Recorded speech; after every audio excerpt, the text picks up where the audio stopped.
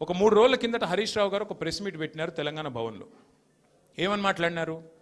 Singareni collieries ఏదైతే ఉన్నదో అక్కడ 1000 కోట్ల బొగ్గు కుంభకోణం జరిగింది. దానిలో ప్రధాన ముద్దాయి రేవంత్ రెడ్డి గారి బావమరిది సృజన్ రెడ్డి.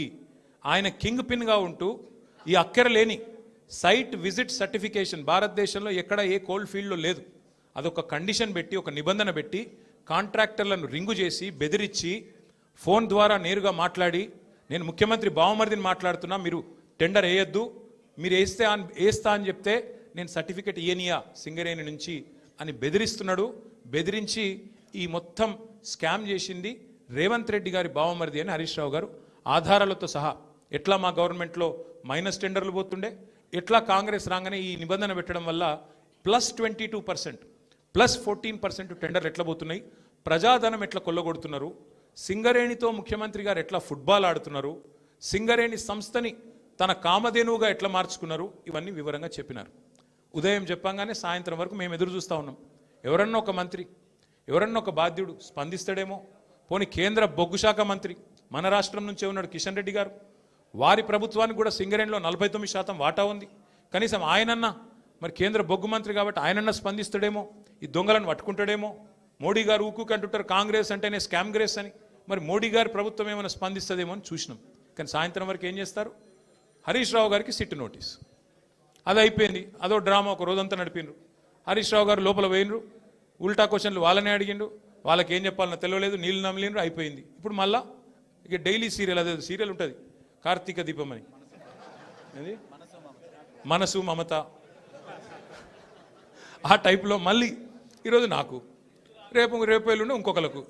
ఇది ఒక టైంపాస్ ప్రోగ్రాం తప్ప ఇలా అయ్యేది ఏమీ లేదు, వచ్చేది ఏమీ లేదు. మా సోదరులు వాలంటరీ రిటైర్మెంట్ తీసుకున్న additional director general of police RS Praveen గారు మిగతా విషయాలు మీకు అన్నీ చెప్తారు, నేను ఎక్కువ చెప్పా. ఎందుకంటే వారు ఇటున్నారు, వారు అన్ని విషయాలు వారు వివరంగా చెప్తారు. ఎందుకంటే వారు గతంలో ఐపీఎస్ ఆఫీసర్గా పనిచేసినారు, వారి తర్వాత ప్రెస్ మీట్ పెట్టి అన్నీ చెప్తారు.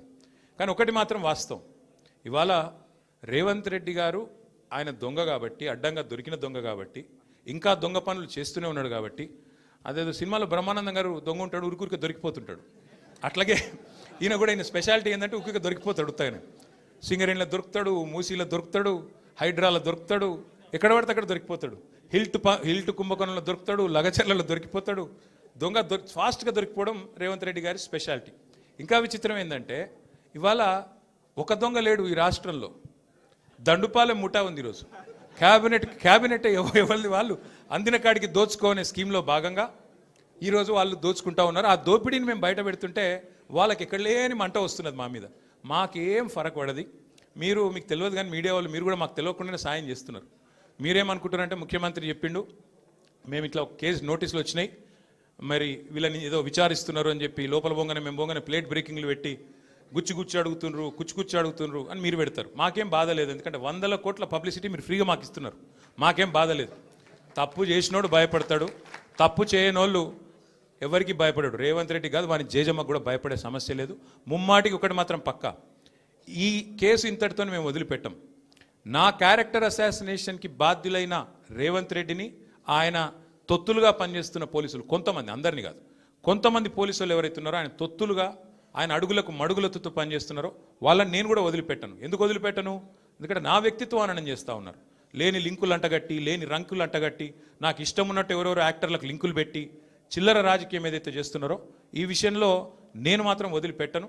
మీరేదో ఇవాళ ముఖ్యమంత్రి హార్వర్డ్కి పోయిండు, ఆడ వచ్చిరాని ఇంగ్లీష్లో ఏం నేర్చుకుంటుండో ఏం వచ్చిండో కానీ ఆయన వచ్చే వరకు టైంపాస్ చేద్దాము అని చెప్పి మీరు డ్రామా చేస్తున్నారు, మాకు తెలుసు. ధారావాహికలాగా నడుపుతా ఉన్నారు, మాకేం ఇబ్బంది లేదు. మీరు ఎన్నిసార్లు పిలిచినా వస్తాం, ఎందుకంటే చట్టాన్ని గౌరవించే పౌరులం, తప్పకుండా వస్తాం. మేము తప్పు చేయలేదన్న మాటనే చెప్తాము.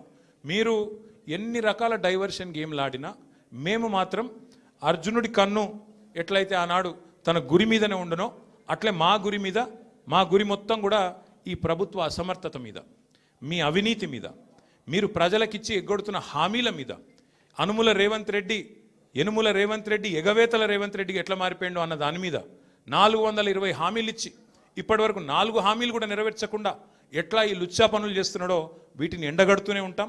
100% వదిలిపెట్టకుండా ప్రాణం పోయేదాకా పోరాడుతూనే ఉంటాం.